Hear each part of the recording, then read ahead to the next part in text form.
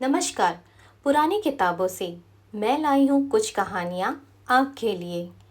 मेरे चैनल की ये पहली कहानी प्रस्तुत है इस प्रकार। आज मैं आपको सुनाऊंगी एक कहानी, एक जोशी की सिर्फ एक दिन की कहानी। लेकिन उस एक दिन में उसकी पूरी जिंदगी का राज छुपा था। ये कहानी R.K. नारायण की प्रसिद्ध मालगुडी डेज से प्रेरित है। मैंने इसे अपने शब्दों में बयां किया है। एक छोटा सा शहर था, मालगुडी। हर शाम जब बाजार की भीड़ बढ़ती, रोशनी से गलियां चमकती, तो एक आदमी चुपचाप कोने में अपनी चटाई बिछा लेता। वो था एक जोशी। उसके पास ना कोई डिग्री थी, ना कोई बड़ा ज्ञान, लेकिन वो इतना चालाक था कि लोगों के चेहरे पढ़ लेता था। उसके पास ताड़ के पत्ते थे, कुछ चमकते हुए पत्थर, एक पुराना लैंप जो उसकी दुकान को रहस्यमय बना देता था।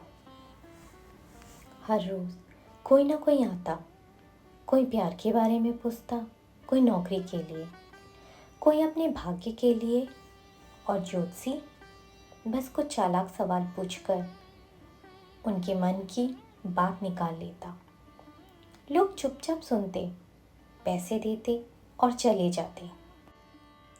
लेकिन उस एक रात जब ज्योतिषी अपने सामान को लपेट रहा था, एक अजनबी उसके सामने आ खड़ा हुआ। उसके चेहरे पे गुस्सा था, आंखों में चुनौती। उसने कहा, मेरा भविष्य बताओ, अगर सच्चे हो तो।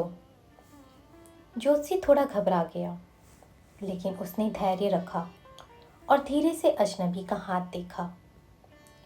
कुछ ही पलों में उसका चेहरा सफेद पड़ गया।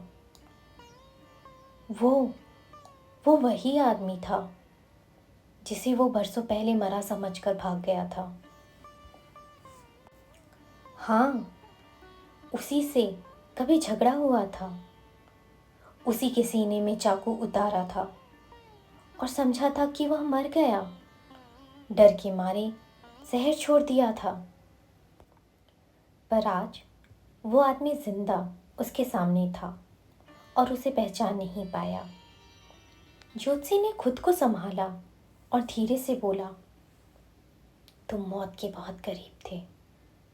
किसी ने तुम्हारे सीने तक चाकू पहुंचा दिया था, लेकिन तुम बच गए।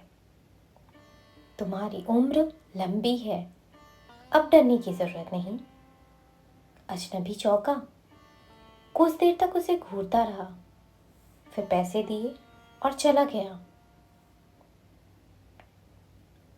ज्योतिषी घर पहुंचकर राहत की सांस लेता है और उसने अपनी पत्नी से कहा, अजीब संयोग है, जिसे मरा समझा था वो जिंदा मिला, और अब मुझे यकीन हो गया मैं हत्यारा नहीं हूं। उस दिन ज्योतिषी ने दो चीजें पाई, सुकून, फिर भी एक बार दुनिया को अपनी चालाकी से जीत लेने की खुशी।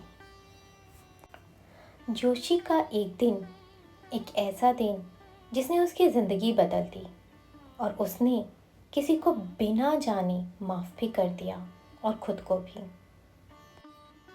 ये कहानी एक ज्योतिषी के जीवन का सच है, जो दिखाता है कि इंसान कितना भी भविष्य बताए, अपना अतीत कभी नहीं भूल सकता। दोस्तों, अगर आपको ये कहानी पसंद आई हो तो लाइक ज़रूर करें और कमेंट में हमें बताएं, क्या ज्योतिषी ने सही किया या गलत।